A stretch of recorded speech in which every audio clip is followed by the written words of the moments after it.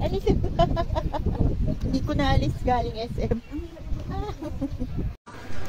Wala kasi akong baong damit pang gala, kaya ayan, napilitan akong bumili.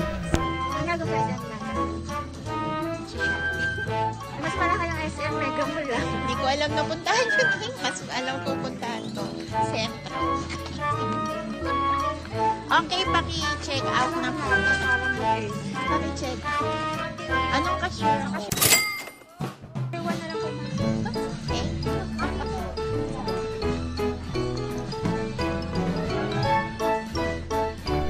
Sa sobrang excitement ko sa ganda ng place, hindi ko pala naalis.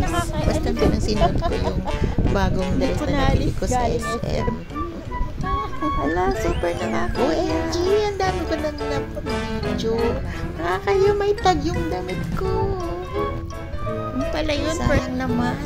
Inilit ko na lang yung ibang mukha ko. ATV, go-kart, water bike, water trike, swan boat. And then, dito rin By the way, thank you guys for watching.